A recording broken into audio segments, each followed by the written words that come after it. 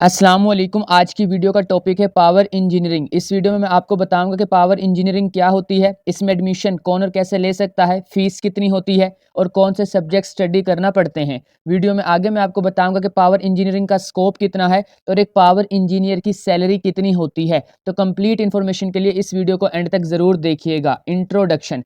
Power engineering electrical engineering की subfield है जो इलेक्ट्रिक पावर की generation, transmission, distribution and utilisation से डील करती है। और इस फील्ड में जितना भी अपरेटस यूज किया जाता है उससे भी यही फील्ड डील करती है। पावर इंजीनियरिंग को पावर सिस्टम्स इंजीनियरिंग भी कहते हैं। इस फील्ड का फोकस होता है 3 phase AC power, large scale power transmission, conversion between AC and DC power and development of power systems for aircrafts and electric railway networks वगैरह पर। इसके अलावा devices like transformers, electric generators, electric Motors and power electronics से भी power engineering ही deal करती है। Admission criteria.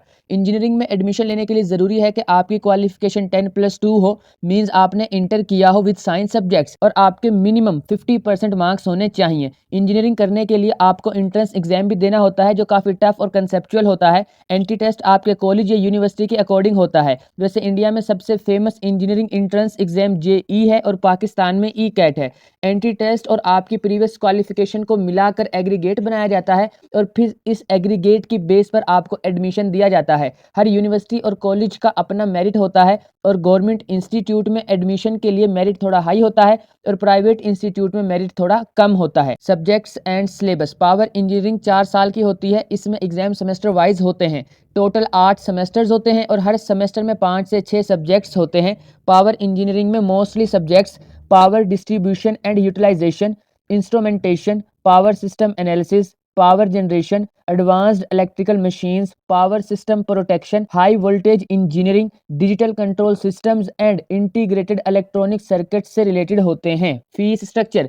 Fees बहुत से फैक्टर्स पर डिपेंड करती है, लाइक आप गवर्नमेंट यूनिवर्सिटी से इंजीनियरिंग करते हैं या प्राइवेट यूनिवर्सिटी से। यूनिवर्सिटी स्टैंडर्ड पर भी फीस डिपेंड करती है। इसके अलावा प्लेस और शिफ्ट पर भी फीस डिपेंड करती है और इन सब फैक्टर्स की वजह से आपकी फ़ीस थोड़ी कम या ज़्यादा हो सकती है। मैं यहाँ पर एवरेज फ़ीस बता रहा हूँ। गवर्नमेंट यूनिवर्सिटी से पावर इंजीनियरिंग करने में 4 से 5 लाख रुपए लग जाते हैं और प्राइवेट यूनिवर्सिटी से पावर इंजीनियरिंग करने में 10 से 15 लाख रुपए लग जाते हैं। Scope of power engineering. Power engineering का स्कोप अच्छा खासा है। स्पेशली पाकिस्तान और इंडिया जैसे डेवलपिंग कंट्रीज़ में इस फील्ड का स्कोप बहुत हाई होता है क्योंकि ये ऐसे कंट्रीज़ हैं जिनमें अभी भी लोड शेडिंग होती है। मीन्स जितनी हमारे कंट्री में इलेक्ट्रिसिटी की ज़रूरत है उतनी प्रोडक्शन नहीं है या फिर प्रॉब्लम है डिस्ट्रीब्यूशन में। हमारे कंट्रीज़ में ऐसे बहुत से इलाके हैं जहाँ पर पावर ट्रांसमिशन एंड डिस्ट्रीब्यूशन का जो सिस्टम है वो बहुत पुराना और रिस्की है। मीन्स वहाँ पर इंसानों को और जानवरों को करंट लगने के चांसेस काफ़ी ज़्यादा होते हैं क्योंकि वायर टूट जाती हैं, स्पेशली जब बारिश या आंधी वगैरह आती है तब। और ये पुराना सिस्टम लोड शेडिंग की वजह भी बनता है।